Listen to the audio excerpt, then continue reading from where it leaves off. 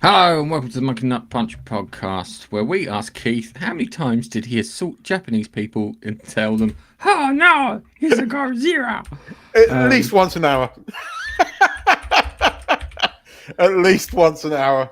I think it's the most insane place I've ever been, and I loved it. I am totally in love with Japan, and we're going back.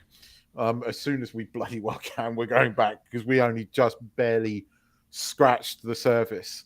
I mean, we went into the geeky, cosplay sort of area because Tokyo's made up of basically lots of different areas, right? It's huge. But we went to the sort of geeky cosplay place, and of course we went there yesterday.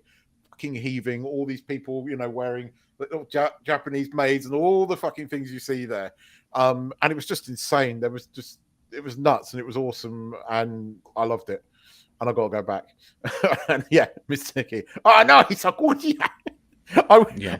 Like the first gacha machine, right? And those are the ball things. So they're huge in Japan, right? You've got these plastic, you get plastic toy in them, like big Kinder Surprises, right? And you put your like 300 or 500 yen. The first one I came across, and it was Godzilla.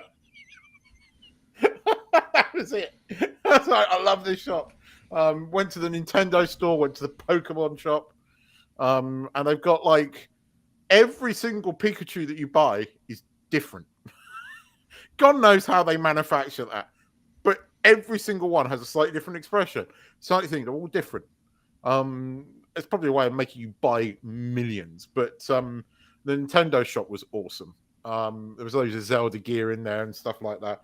And but being Japanese, it's all really practical stuff. It's not like cheap, tacky souvenir. It's oven gloves with Mario on them and washing bags that you put your clothes in. It's all like really. If you've ever been to like a Muji shop, which they're all over the world now, and except they've got Mujis within convenience stores in Japan again.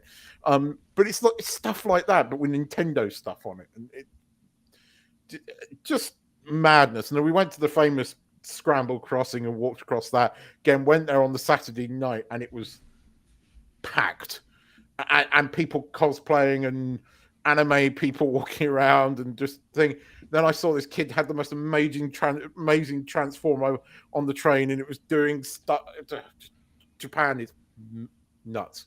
Anyway, yes, thank you. Thought I'd open with that. Hi, Biffa. Hi, buddy. Fat fingers. I'm going to leave it off because.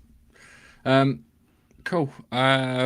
So, trying to pick through some bits. What have I done while you've been away in Japan, yelling, "Oh no, it's a Godzilla!" at every Japanese person as you walk down the high street? Look at that. And my wife was teaching me this thing because when you say thank you, it's arigato, but then you have to be really polite. So you have to say gosai imasu. Right, but I couldn't remember it, so she said, "Just say Gosai Elon Musk." Just remove the "lon," and then I remembered it. It's like Gosai Elon Musk, and it works. It's genius. I can't crack with languages, but Gosai Elon Musk. Anyway, yes. Sorry, you were saying. It's okay. I watched the Holdovers. Yeah, that's a good. It's the only thing worth watching at the cinema at the moment here in the UK. So I was quite grateful for. I was hoping for something else, but yeah, no, it's the only thing worth watching. We'll talk about that in a bit. I've watched. There's a BBC reality TV show called The Traitors, which is based off a game called Werewolf, and that was interesting. I watched that. That was actually really good. That surprisingly really good TV. I read one review where it turns around and says in the UK version of The Traitors, most contestants have more character development than they do in US dramas, which I loved. It was a great line. It's like, yep, this person, this person, this person, you could see them change all the way through the show. And then we had some. I don't know. I've been playing Dead Space, but that's another podcast for another time after Valentine's Day coming back. But yeah, it was good. So well, I'd say it was good. I found it interesting, but I know you were away in Japan, just attacking Japanese people in the street. I watched. I downloaded some stuff before I went, so I finished watching the Ted series, which I really enjoyed. It just it's you watch the Ted series and then watch the movies again.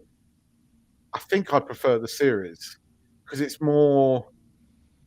I don't know. There's less huge staging things in it, and it just works. It just works. Two fucking stoners. One just happens to be a magical teddy bear, and it just works. And the guy, the ginger dude from the what's his face, what's his space show, the Orville, Mm.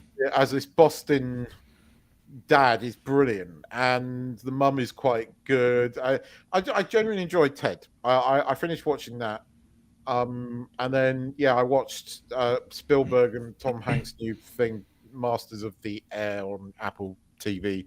Today, I watched the first two episodes. That was quite good. That was quite good. Yeah. I always like the movie Memphis Belle. This is kind of a more Band of Brothers, meets Memphis Belle kind of thing. So it's a bit grittier, but it's good. It's good. But should we talk about what should we talk about first? Because we've got Reacher final. Yes, we got the Reach final, which we didn't talk about, which you should have talked about. Yeah, that was good. You got what you wanted. Yeah, I knew he was going to get chucked out the plane. It was the only. It was the only he deserved it, and he had to be thrown out the plane. Mm-hmm. I loved I it. did like the bit at the end where it's like, you guys can get in the helicopter and escape. And it's like, I saw what's so much carrying the rocket launcher with her. I'm sure she's going to fire a missile at the helicopter. They got in the helicopter and went, and it just well, I suppose they work. It was good. I enjoyed it. Yeah, he got his comeuppance, and he needed to have that. And I love the way it went from.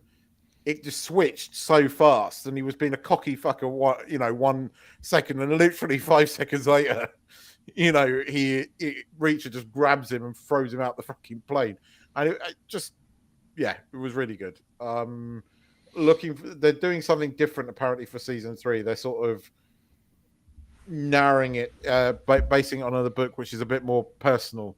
So it's purely Reacher. Again, that could work. I don't know if it needs a supporting cast, but it's kind of good when you have that supporting cast, because then when Reacher comes in and just kicks the shit out of everybody, it works. But we'll see. Look, I've enjoyed both seasons, and both seasons were quite different, except for a showdown in a warehouse at the end. Although this showdown went from a warehouse into a barn, into the helicopter. But I don't know. I think he's really good in the role. Satisfying ending, good season of TV. Good, it's what we want. It's pure escapism, and it was great. I heard it described as dad TV. It is. But dad TV seems to sell, so which is interesting. Yeah, shock. Who would have thought? Who would have thought that dads watch TV? How about they talk about inclusivity and stuff? How about including dads rather than bad dad always constantly? So yeah, no, Reacher, it was good. What was it? They got the last episode. They all got trapped into the what do you call it? The place. He managed to keep what do you call it? Like a filing pin thing. I can't really call them now. In his shoe, which he used to put the handcuff with and escape, so it didn't feel like he were cheated when he got out. And then he had a nice gunfight inside there. He called his people. So not his people. Some people to help him out, which was quite good. So they got back up, so didn't feel like completely outnumbered or stupid. And then they turned on him, and then he's like, "Well, we called other people too, just to be on the safe side, because we thought you two would pull this shit. So we needed you to do the dodgy crap, so these people could come along and do the official crap." And I kind of like the way he played the agencies against each other in that. That was clever. Um, but it was very satisfying. It was just annoying that I wanted more. That's my problem.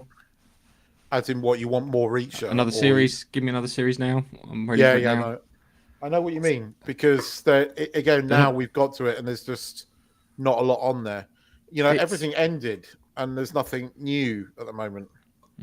It's it's annoying because it's like it's not like you've got loads of Lee Charles books to adapt. They don't seem, from what we've watched, don't require lots of special effects, pyrotechnics, and stunt people. Not huge amounts, just like regular TV amounts that we used to have back in the early 2000s, late 90s. This could be done quite easily. It's like kind of get on it, you know. This is apparently it doubled its popularity by episode 3 from the first series.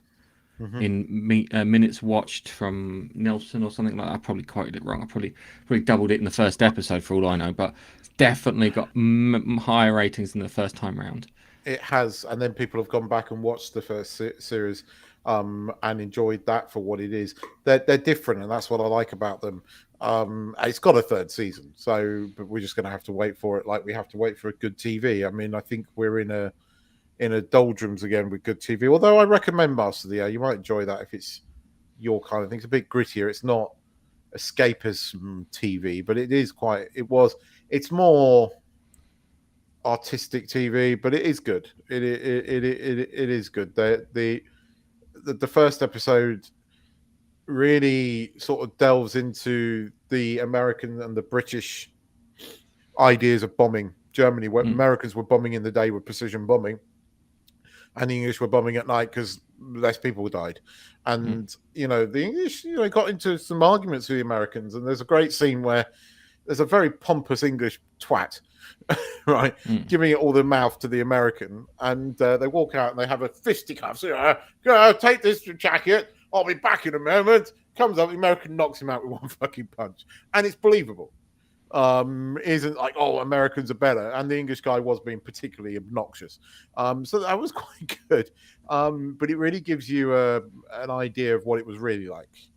You know, when you're flying at 15,000 feet, you get frostbite, and you don't realize that they invented pretty damn clever suits in the 1940s for this. Those flying jackets you see were actually quite high tech for the time. Yeah. And there's a few scenes in there that I enjoyed that. So if that's your thing, there's something on Apple TV. But I don't know what else is coming up. I haven't seen. Oh, Last Airbender looks semi-interesting. A TV show about benders. That's most TV shows these days, isn't it? Well, true. That is so 80s, that term. That is so 80s. So we've got the last Airbender. I don't know. I don't know on that. It's either going to go the way of One Piece, and it'll be good, or it's going to go completely the other direction. What's its face? That Cowboy space Bebop. one, yeah, and be really shit. So well, they've already fucked it up once, as far as I know. The Last Airbender. Yes, they did, but that was it Avatar they fucked up? No, it was The Last Airbender. M. Night okay. Shyamalan directed it. Okay, that's fine. I know I'm sure they fucked it up previously. Yep. It comes back to that respect for source material. It's like people. The reason that you bought the license is because people are interested in the thing in the license, and it's like, okay, I can understand that when you do like a book adaptation, there are bits you can't do in the book. I can understand that when you do a book adaptation, it needs to flow differently when it's on the TV screen opposed to what it is in the book. That's fine. And at the same time too, as long as you capture the essence of that story and you hit all the points that people enjoyed in the book, yeah, you get the character beats right, you get the plot beats right, then it's fine. And if anyone sits and if this is how different it is from the book, you turn around and say the following. It's like kind of, I recommend you read the book so you can find the differences. And I'm sure the author's not going to argue with another books out there. Yeah, get it on Yep. audiobook, get it on paperback, whatever makes you happy. So it's like, as I said, as long as it captures the kind of the core essence of it. Yeah. So I mean, yeah, One Piece did that, and it was interesting because when I was in Japan, I've got a couple of One Piece T-shirts, and I decided to take them because Japan, and I walked around in one of them, and there was like a load of people that stopped me. It's like, you're wearing a One Piece T-shirt. I said, yeah, I like One Piece. I watched the Netflix series. Oh, very good, very good. Netflix good series, very good. A lot of people in Japan like the Netflix series because it honored the source material. well, it's because a guy in charge of it insisted that they do it his way, and Mm. you follow it through. And even with the casting of the main character, I can't remember his name now. Just seems like he's got Monkey D. ADHD. Luffy. Monkey Yeah, D. Luffy. Mm. Monkey DeLuffy. If you meet the actor met the creator, had chats with the creator, and the actor pretty much kind of like embodies the whole character itself. He seems Mm. very enthusiastic, very positive. He has like a very good outlook on life, and they did a really good bit of casting there. I haven't watched the series, but I watched this guy going through his thing, and in comparison to where you get someone like, oh, let's try and think of something like Rachel Ziegler, or whatever her name is. Yeah, she Yeah. comes out and it's like kind of, oh, it's really old. He goes, yeah, we built an entire company on it that's lasted almost 100 years. Well, sorry, lasted 100 years. I don't know if it lasted any longer. Um, that's how good it was. Yeah, that's how good it was, and you then downplay it. But this kid, I don't know his name is. I watched it, and he sold me more on that show than you did. Even though I haven't got Yeah. around to watching it, I'll watch it when I get a chance. But he showed me. I watched that, and I was just like, this You kid really loves this part. And the guy, it's clear that when he spoke to the guy, he's done it, and he approves of him, and they both seem to get what the character is from what I've understood, because mm, it didn't downplay. It's like when Henry Cavill talks about The Witcher. Yeah, you know that he knows The Witcher, and he knows the source material, and he respects the source material, and he wanted to embody that character and get through those kind of story beats and bits. And then you've got whatever crop of actors in the states that just don't fucking get it. They don't get the idea yeah, that this has been bought because people love it and they want to see that. They don't want to see whatever you are. they don't want to have their expectations. So what's the word? You know what I mean. Yeah, Subverted. it's subverted, but to the point that it's just stupid. I mean, you look at how people responded to Picard season 3, and it just says it all. But you should watch One Piece. You will enjoy it. It is happy, feel good comic book.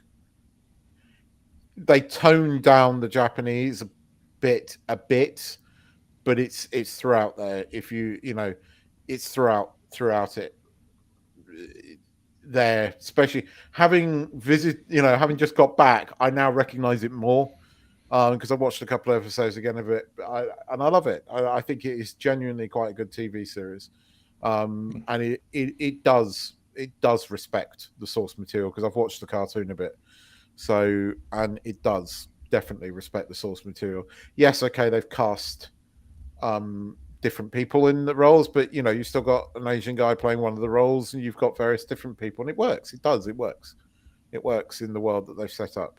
But it's loved in Japan. The Netflix series is loved in Japan, and that speaks words.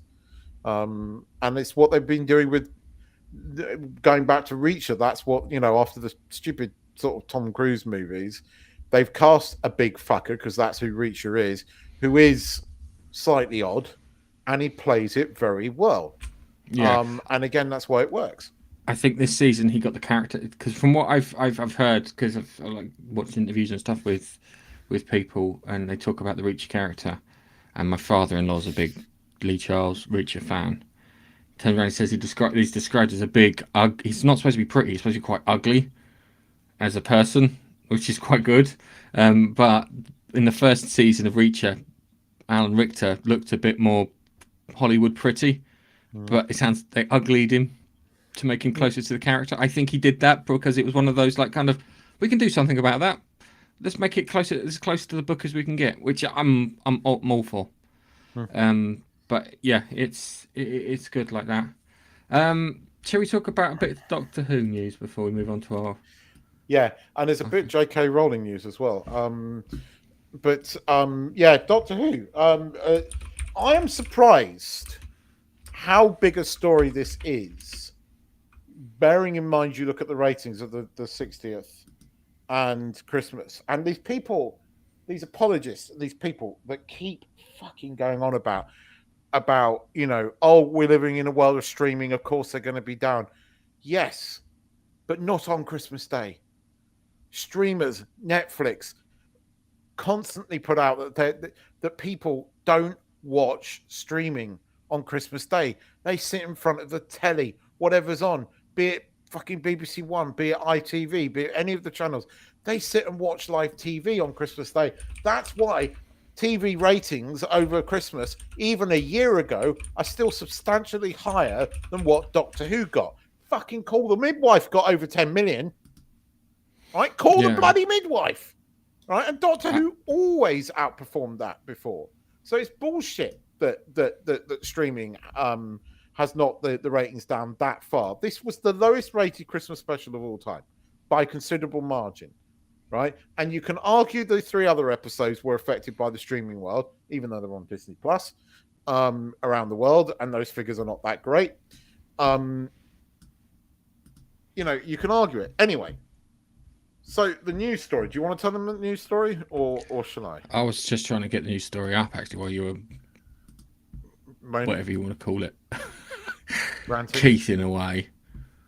So, Doctor Who to reportedly drop actress Millie Gibson just after one series' new companions to be portrayed by Andor's actress Verara. Because yes. I don't know why, because sometimes diversity isn't enough with these people. And I know that it's reported, but it's been confirmed now because they've already shown off Verada in a video with Nakuti Gatwa, who the more I watch and the more I listen to it, the more disingenuous he sounds. He does. He sounds like he's trying to be some slimy chameleon thing. It's actually kind of grates on me. But he's got tarnished with the Hollywood thing. Funny enough, he's in Masters of the Air. No, he hasn't turned up yet, but he's in it.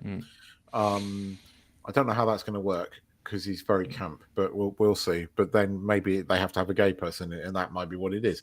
And then my opinion of it might drop through the floor. But there's all sorts of rumors. Apparently, she's in the first couple of episodes of season 2. Some people say she's done at the end of season 1. And there's no. The funny thing is, the BBC haven't put out a statement. By the sounds of it, she didn't want to go. There's rumors that she's a bit of a party girl, but she's 18. So what do you expect? 18-year-old that's just landed one of the, supposedly a massive role in British TV, and it would have been 10 years ago, not so much now. But she's been dropped. Yeah, and apparently the way it's been done, if you believe, it's been done in a very bitchy way. Let's just wait for the statement to come from Russell T Davies to see if he has it. It'd be interesting to see what he says, because he does definitely have a vindictive streak in him. Oh, he's a catty gay man. I think he's a bit more than that. He's calculating. And I think he deliberately fucked over Christopher Eccleston. The more I think about it, and the more I look at that episode that he wrote, the more I think that was well and truly aimed at Christopher Eccleston. And I think he knew exactly what he's doing. Because he's not stupid, Russell T Davies. I mean, he is an idiot in terms of his beliefs, but he's not stupid. But yes, she's been replaced. So now the TARDIS is... and I love this thing about, diversity. Look at the fucking head writer and all of the producers of Doctor Who. All white. Yeah, I know. That's why they need the diversity. They need the shield. They don't need... They're not doing it out of their own hearts. They're doing it because of their church dictates to them that maybe, just maybe, this isn't good. But it's... I don't know. I just... It is strange, because it feels like Doctor Who is definitely not made for anyone anymore. No, it's not. It's not made for anyone. It's made for Russell T Davies. It's made for Russell T Davies so he can... He's making it for himself. Yeah. Yeah. I mean, and the 60th shows that it was all his greatest hits. It was all me, me, me, me, me. And he Look ended at it with a me. fucking throwing and catching game. Yeah. I mean, it was What the fuck just was that? Seriously. there, Even, right. Right. I never thought these words would cross my lips. Even Chris Chibnall, when he ended his run with Jodie Whittaker, included as many of the other Doctors as he could. yeah. I can't believe Whether it, you but like him or not, he knew that that was the thing that you do. I can't believe I'm going to say this. That final, whilst it was confusing, stupid, and thing, celebrated the history of Doctor Who far more than any of Russell T Davies's 60th. It just did. It had that wonderful scene, and it was a wonderful scene. And you know, for it was nostalgic bait. Don't get me wrong. Between Ace and the Doctor, you had, you know, you had all those reunions, and there were moments in that final that were for fans. I can't fucking believe I'm saying this. That were quite good. It was nice to see Paul McGann back again, even if it was brief, and having an argument with himself, the various other Doctors, and that was quite good. He even had Space Daddy Elon Musk, please buy Doctor Who. Well, you know, save everything. But yeah, you're right. You're right. You're right. It's quite frustrating, and I told you at the end of all of this, you will beg for Stephen Moffat to come back. Because even Stephen Moffat, where he was, and I know I heard him say this with his own lips in front of me. Yeah, I have bosses and they have demands, and I have to meet those demands. Yeah, and everyone goes, "Oh, he bent the knee." Yeah, he bent the knee. He fucking openly admitted that he bent the knee. Even when he did that, it's still better than the shit that we've got now. Yeah, It's funny that that's evidence of the BBC being impartial, and it's going to come back. And you see, I think Disney are in trouble. The BBC are in trouble. They are in trouble. I mean, some people, you know, they were in the press last week for being impartial, and the chairman of the BBC was having to go around and talk about all of this. And for the first time, they were not just talking about its news; they were talking about its drama. And Doctor Who was at the fucking center of it, and it should be. It should be. I'm sorry, it's so not impartial that, you know, and this ridiculous thing about Davros, it still winds me up. Mainly because he was the one that brought him back. And he said clearly in the interview, we don't have to do anything with this character. All we have to do is just tidy him up.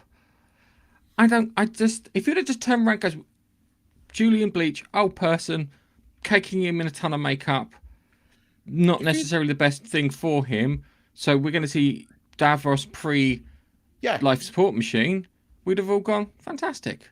Plus, we'd like to know how he had the accident and what he did before the accident, and was the accident something caused by the Doctor? You see, based upon his mentality, right?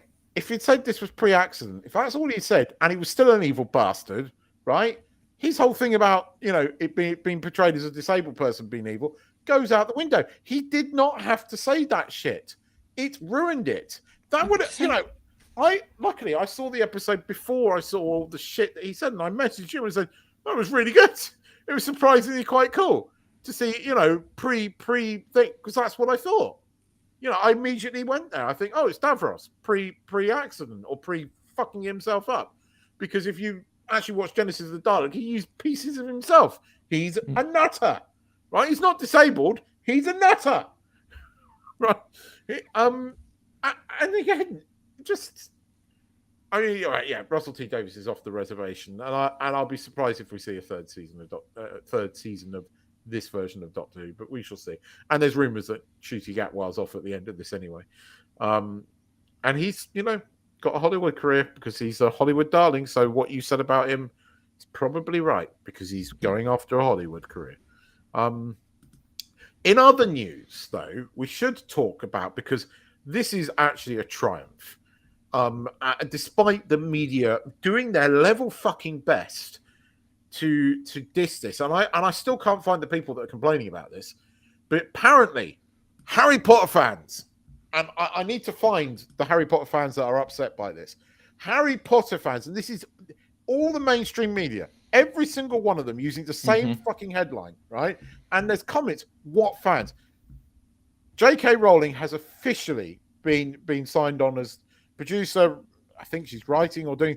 Anyway, she is involved in the HBO Max series creatively, right? She is involved in it. So it makes you think, you know, you look at the press and they're all saying Harry Potter fans are upset that J.K. Rowling is part of the new show.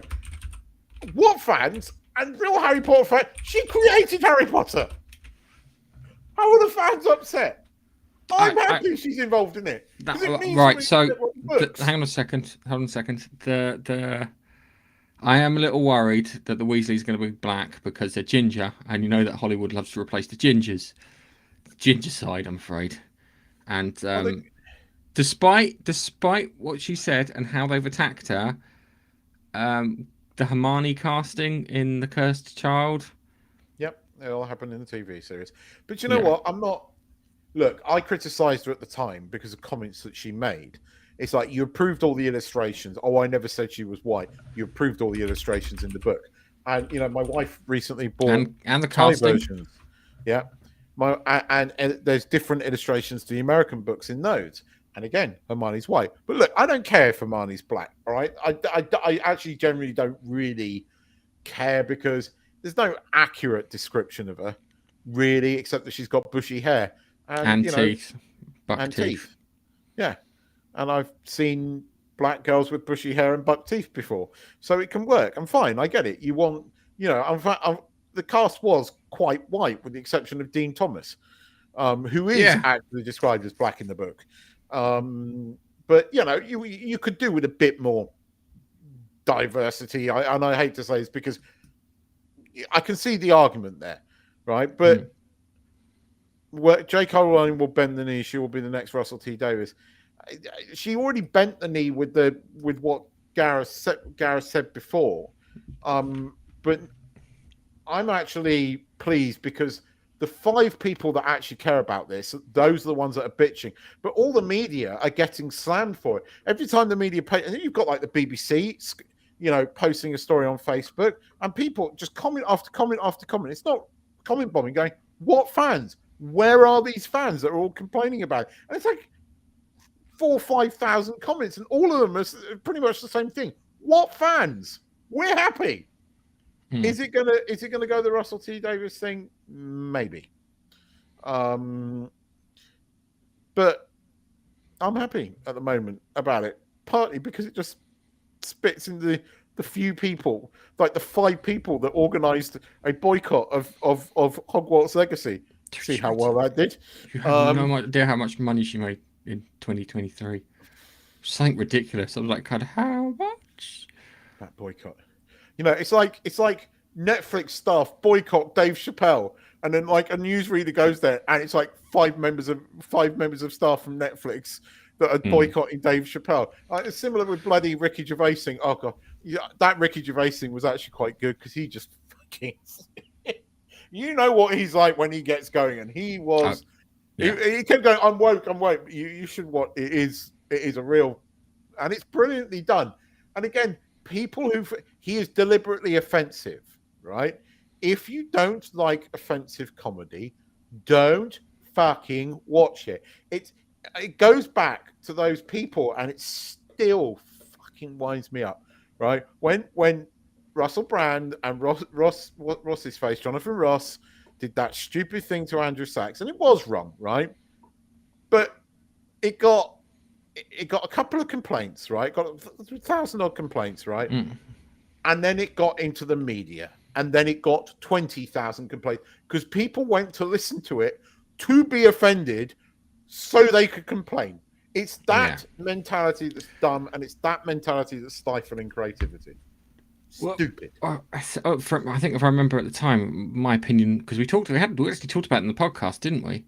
And I think my opinion was just apologise and say you're sorry, and then have him accept the apology. And if he doesn't accept the apology, do a better apology. I don't think I did that bit, but I said apologise just because it's the thing to do. Slap him around a bit, teach him a lesson.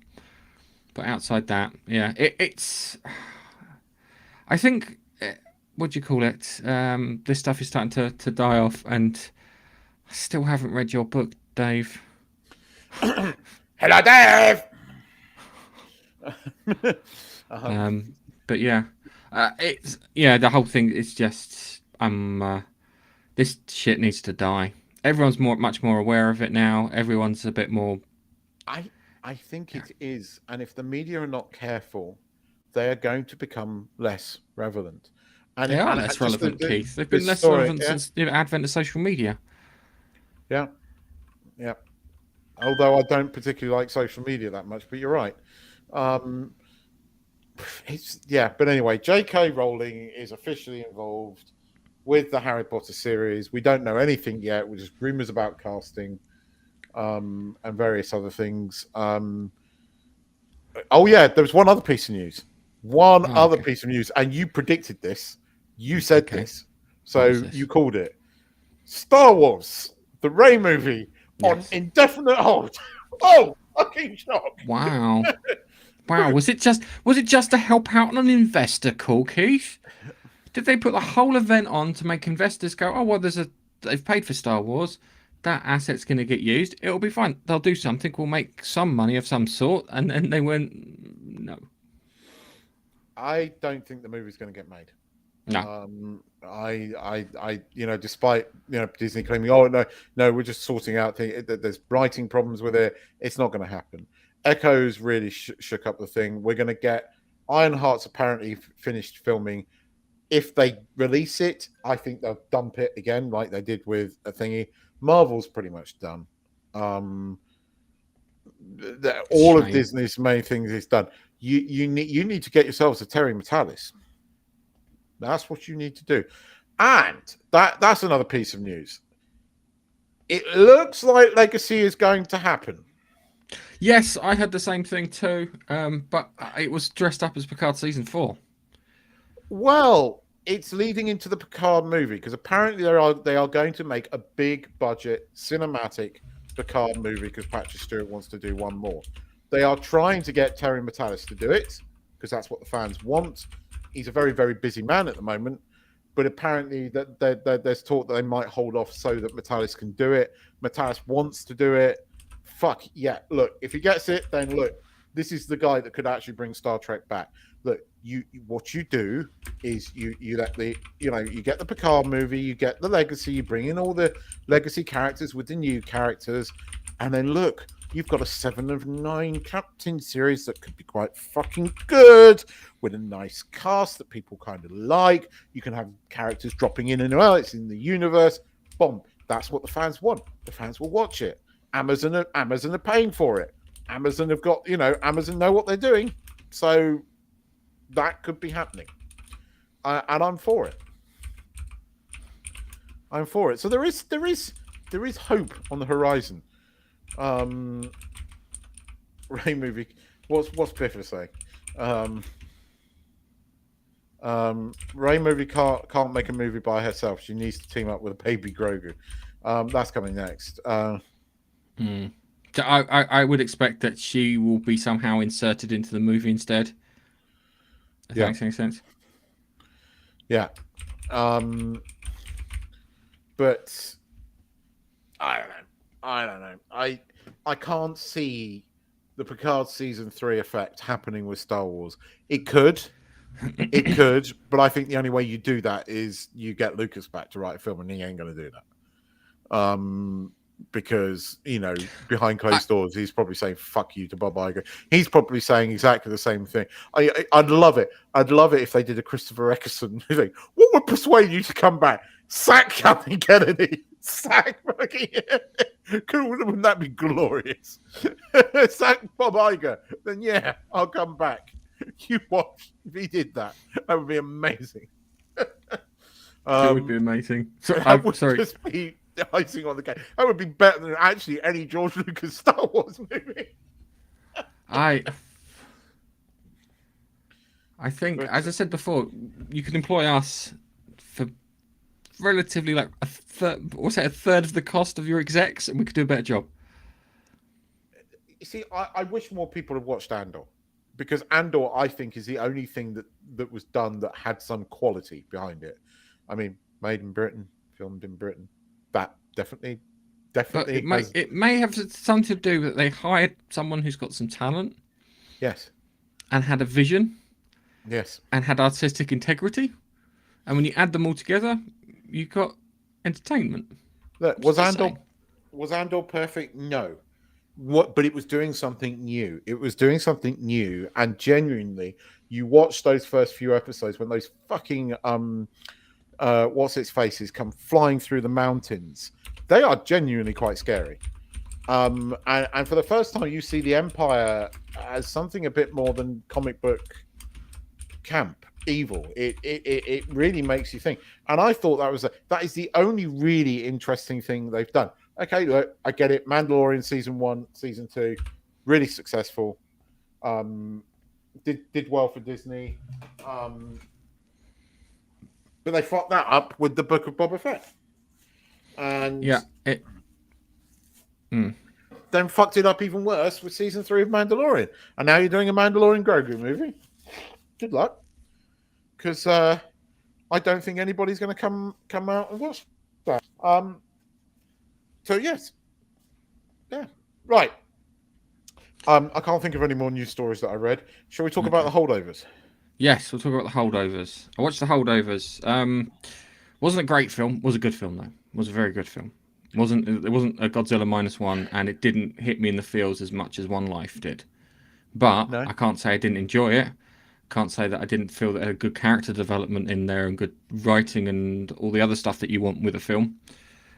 Did take longer to get going and felt really theatrical. Nothing wrong with that. Just notes to put across.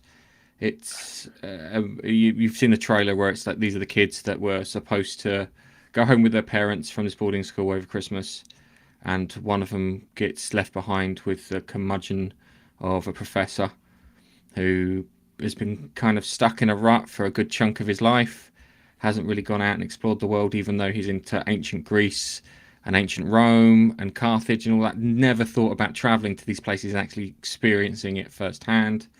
And then you got this kid who is bright. He's happens to be the brightest kid in his class. You see at the beginning, he gives all the papers out. Everyone fails ancient civilizations, apart from a few here and there. To the point that the head has got annoyed with him because he failed a few people who are sons of senators and bits that he shouldn't have failed. He goes, no, we do it properly because it's our founders thing, the founders principle, and this, that, and the other. And then you get to know him and the kids that have been put behind. And it's weird because because of that first bit here, you get the bit where you get the setup with the school and everyone's going home, and then you get to see the people left over. There's a Korean kid whose parents won't let him travel back to Korea because he needs to have a chaperone or something with him. You've got another kid whose parents are missionaries, and they're off doing missionary work in like Uganda. And then you've got another kid who's having an argument with his dad, who happens to own Pratt and Whitney, and he can't go. And then you've got the main, I can't remember his bloody name now, the main character, and his dad has recently died. Well, you think he's died, but you find out later it's not quite the case. And his wife wants to go off with her new husband because they haven't technically had a honeymoon. They've only been married like 7 months. And they've just dropped them at the school. The teacher of ancient civilization, played by Paul Giamatti, he is he's been screwed over because his teacher he wasn't supposed to cover this Christmas. It was supposed to be someone else, so he doesn't want to be there. You've got the kitchen head. She's a lovely lady. She's been working there for years to the point that she could put her son through that private school, but her son couldn't afford college, so he went and joined the army because they'd pick it up for him. And then you find out that he's died, so she's got that trauma of trying to deal with that. So no, that's where it starts from. Hang on a second. So Biff has just quoted the bit where I would say that actually the whole thing properly starts from. So you get to see them, and they kind of go, and the guy whose dad owns the helicopter company turns around and says, "Look, I'm going to take all the kids off with my dad, and we'll go and have a nice skiing holiday together with my dad because he's mega wealthy. We'll pay for it." So they phone around all the parents to see if it's fine to get hold of everyone apart from the main character's mum. and he has to stay back. So you've got the three of them back at the school, and because of the kids stuck there, and he's getting annoyed and frustrated, and this, that, and the other, he decides to go on a little kind of mini rampage. And they've got this brand new school sports hall, and in the school sports hall they've had the flooring redone and that. And it's the bit you see in the trailer, right, where he's got the school sports hall and he runs, he hits the jump thing, he falls over and he dislocates his shoulder. Yeah, and the teacher's like, "Oh shit, I'm in charge," and he's hurt himself. Yeah, I'm in serious trouble. Takes him to the hospital and whatnot, and the kid is like, kind of, you know what? I actually don't want to get into trouble, and this might do me a favor and whatnot. And then that's kind of where the relationship between the two of them start, and they start actually genuinely talking to each other. Um, and it comes up to Christmas Day, and there's some Christmas parties and stuff, and it looks like the teacher's going to have a romance with one of the, I think she's like a receptionist or something in the thingy, and he finds out she's married, and you go through that, and then the poor woman who's the dinner lady, she has a massive breakdown at the party and whatnot, and you can see they've all got issues they need to work through, and it's quite good because it's kind of, you go through it, and they then go to, he says at Christmas Day, I think it was, like, if I can give you one thing within my power, what would it be? I want to go to Boston. He's like, "Oh, why do you want to go to Boston?" He goes, "I just want to go to Boston." And he's like, "All right, I can't take you to Boston. I'm not allowed to take you to Boston." And then he thinks about it. He goes, "Well, if I dress it up as a field trip, I've actually got some money set aside that we can take to go to Boston." And it takes him to go to Boston, sees that the kid's got is taking medication for depression and whatnot. He's feeling it too, so he's not too happy. They go around Boston, see a load of things. They go to like a museum and stuff, and he shows them all this stuff. It feels massively theatric. They drop the dinner lady off at her parents, and her sister's pregnant with a little one, and she's got like her son's like baby clothes and stuff, and like kind of her kind of getting over it is her giving the baby clothes and whatnot to her sister so she can give it to her baby. And then you see the, what do you call it, the teacher, and he comes across one of his like kind of ex kind of colleagues or whatever. It's yeah, it's, there's lots into it. I really, until when all the kids fucked off, I'll be honest with you, it got going. Yeah. Yeah. But my problem was that you had to wait a while for it to get going, and it Yeah. feels more like your kind of your History Boys, your Educating Readers, those sort of films that you get. Yeah, If that it makes any is a bit sense. like that. Yeah, no, it was made like a 70s movie. I mean, deliberately putting in film grain and things like that. And I watched Simon Mayer and the other guys' review of it, and they really enjoyed it and said they don't make movies like that, like this anymore. And they don't. I mean, it's the truth. They don't make many stories like this. I enjoyed it for what it was. And I really liked the ending. I thought the ending was quite poignant. Some people said, "Oh, it's a sad ending." It was like, no, it's not. Oh He's been no, released. He's no, been he got, released, what do and you he's going call to it? go and write his book. Pulled his fucking thumb out of his ass and decided to go Yeah, and see the world, which he always needed to yeah, do. He needed to do that as a character. yeah, yeah. Yeah, it was And I sad think a that lot. it was probably Go on. sad that they had to separate after they. That's the sad part, but it was for the best. If that makes any sense. I think there was a respect, and it's kind of up to interpretation if they meet again and stuff. But even if they don't, it's one of those films where a teacher had a profound effect on you. I mean, Mm. it's Breakfast Clubby, but not quite as comedy Oh, as that that. the first part, it felt like it was going down the Breakfast Club route, and then Yeah, it, yeah. yeah. But again, I like the Breakfast Club. I enjoyed it. It wasn't what I thought it was going to be from the first trailer, but actually it turned out to be better in many ways. Mm. And I liked the ending. I thought the ending was pretty good, and I got the ending. I thought it was quite happy. Yes, okay, it was sad that he lost his job, but you know what? He didn't like that job, and the headmaster was a dick.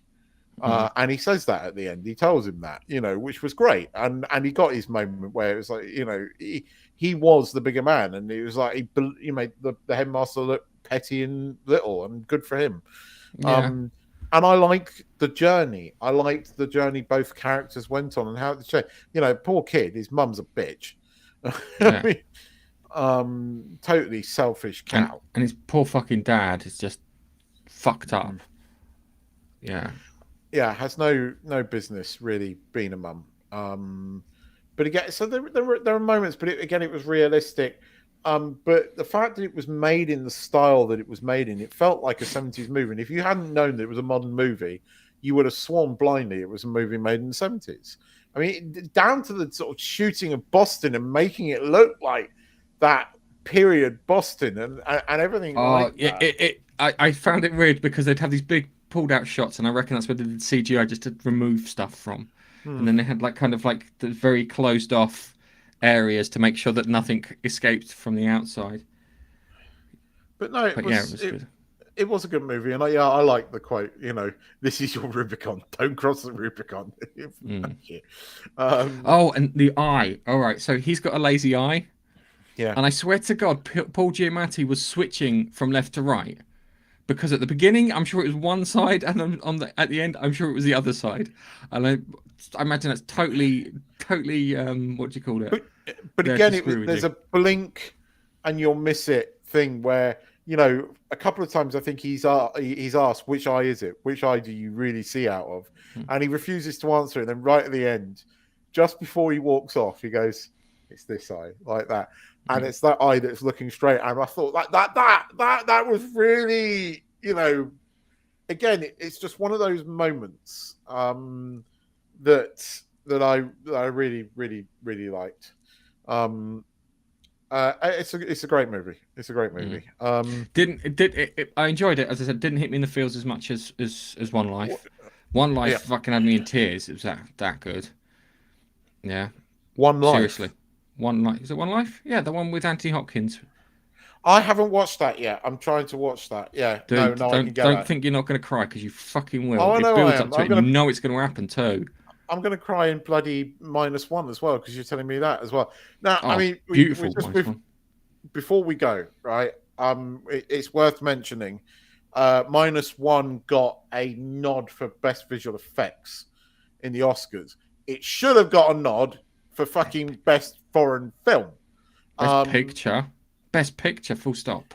Sorry. I don't want to know some story about some gay dancer having to deal with the fact that he's gay. Not like I haven't seen that story since, I don't know, 1985 onwards. Barbie every got year. Completely ignored. Sorry, which a Barbie? Barbie got ignored. Hang on, but something with Ken's song got won something. Yeah, it did. That just makes me. I think somebody somewhere in the Oscars is having a laugh, because that, you know, the whole movie is an attack on the patriarchy, and the patriarchy was the one that got the Oscar nod. I thought the patriarchy was something to do with horses. Somebody's got a weird sense of humor, but a good one. I'm going to see both of those movies. I'll have to wait for -1, but I will see it. I've got my little Godzilla head there, and I've got a Godzilla poster, -1 poster, beautiful, illustrated poster from the movie, from the Godzilla shop. So I might have stood outside the Godzilla shop and gone, "It's a Godzilla! It's a Godzilla! It's a Godzilla! It's Godzilla! Godzilla!"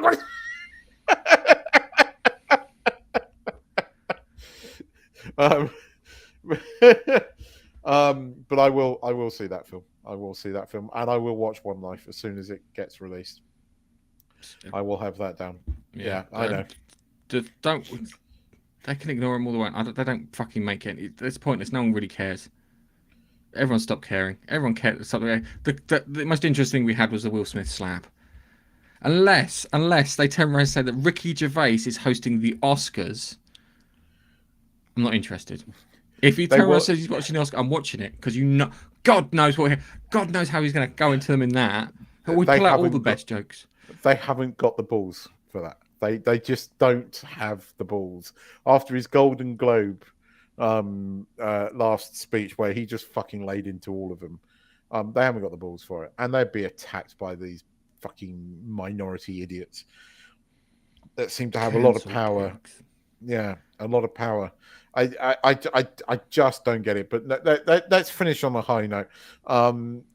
I will go and see One Life. I'm counting down the days until I can see. -1.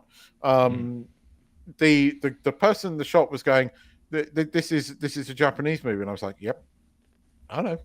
My friend, Japanese movie, who is not an emotional person that much, really fucking likes this movie.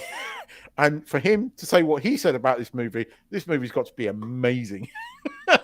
So I was quoting when you hear people chat up a movie and you go, that's bollocks, and then you watch it and you go, oh my god, I was touched in a good way. And on that note, I will say it. Okay. Imagine Chappelle hosting the Oscars. I would pay money for that. I would pay good fucking money for that. Gervais and Chappelle together.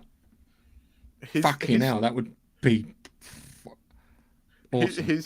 His joke in that last one about the Titanic. Oh, I haven't. People have got so upset. I mean, I've seen it. It's like he goes, "This is my impression." He can't get through it. He goes, "This is my," and then he just starts up. He goes, "I can't do this." It's like, but I like it. My wife's told me not to do this. She's going to throw me out the bedroom tonight if I do it. But oh, fuck it. He goes, "This is my impression of the people standing on the deck of the Titanic as the submarine comes down. Ooh, welcome to Witchery Grey."